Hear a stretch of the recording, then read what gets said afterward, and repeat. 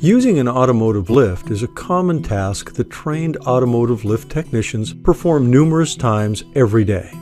However, it's a critical task and should be done in a safe manner, employing the proper procedures.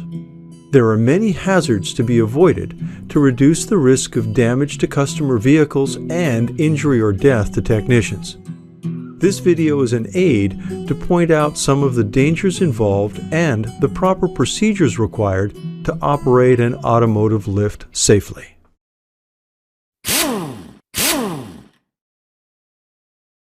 There are right ways to lift a vehicle and wrong ways. Before you lift any vehicle, make sure that you are properly trained in the operation of automotive lifts. It has the potential to be dangerous work, and training is a must. Always read the operator's manual provided by the manufacturer of the lift. It's important that the operator be familiar with the safety features, maintenance, inspection, and operation of each lift before use.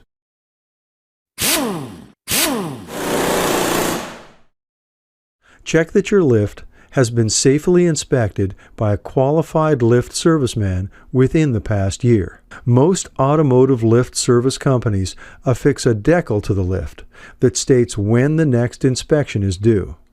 Besides the all-important annual inspection, perform the periodic inspection and maintenance as stated by the manufacturer yourself. Put your safety in your hands. For example, make a daily examination of the cables and chains for wear, and ensure the safety latches are engaging and disengaging fully. If you're using a twin-post lift, check the operation of the arm restraints and make sure they disengage and engage fully. Once a month, torque anchors to manufacturer's specs. Check the hydraulic fluid. Check the torque of all fasteners. Check that the lift is equalized properly. On a twin-post lift, the locks should click simultaneously. Check hoses for cracks or chafing, and check the condition of the superstructure.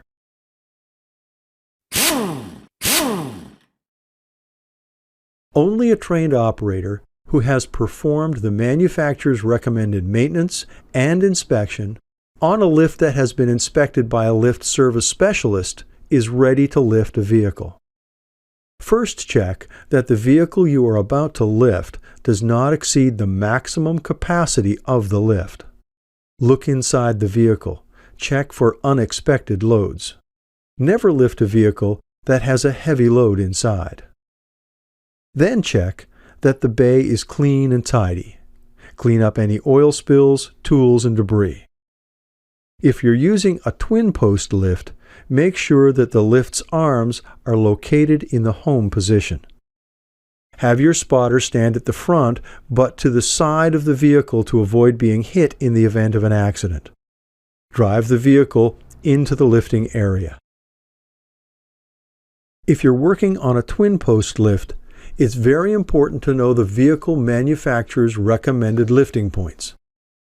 They can be found in the shop manual for the vehicle or can be obtained by the Automotive Lift Institute. When using a twin-post lift, the vehicle's center of gravity or its balancing point is a great consideration. Typically, the center of gravity on a front-wheel drive car is located under the steering wheel. Yet, on a rear-wheel drive vehicle, its center of gravity is located under the front seat.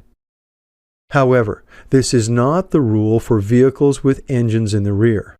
The center of gravity is a great cause for concern in using a twin-post lift and has to be spotted midway between the front and rear arms. On a 4-post hoist, it's important to chock the front and back of at least one wheel.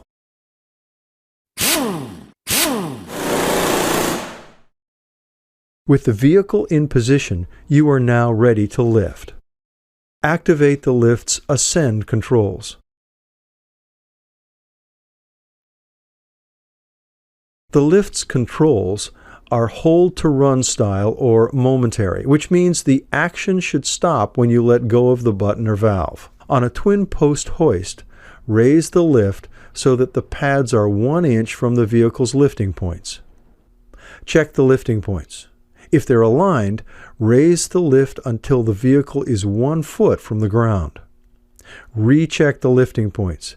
If they remain aligned, go to the rear of the vehicle and shake it moderately. Recheck the lifting points. If all is good, raise the lift to the desired working height. Never look away from a vehicle in motion. Always be aware and constantly survey the lifting vehicle. Listen for the locking latches. When you achieve your correct lift height, you must now lower the lift onto the safety latches. Then and only then can you proceed to work under a vehicle. If your work includes any heavy lifting, prying, pulling, or you're going to remove a large component, you must use 4 appropriately rated jack stands. Always raise the height of the stands to the vehicle and never lower the vehicle to the stands. Whether your job is finished or you need to do a job at a lower height, when lowering the lift, be sure to remove your stands, tools, transmission jacks, oil caddies, and clean up any oil spills. It's good practice to announce to your colleagues in the next bays that your lift is descending. Raise the lift slightly and disengage the lift's locks.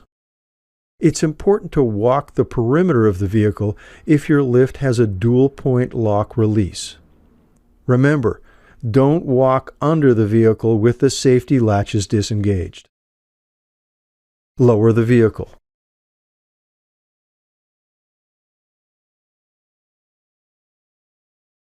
Return arms to the home position and drive out of the bay knowing the job was safely done.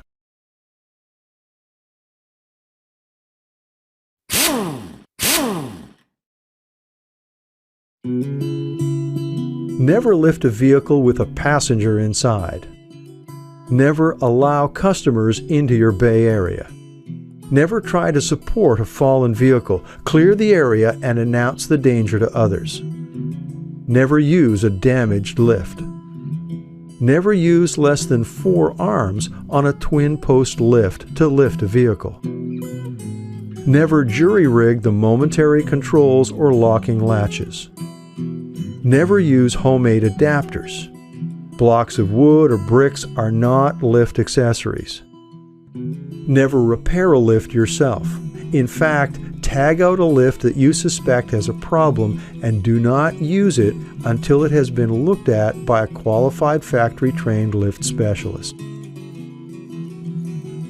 Remember, lifting a vehicle is a critical task and has the potential of danger. It should only be performed by a trained operator who uses care, consideration, and proper procedures associated with automotive lift safety. Be cautious and lift safe.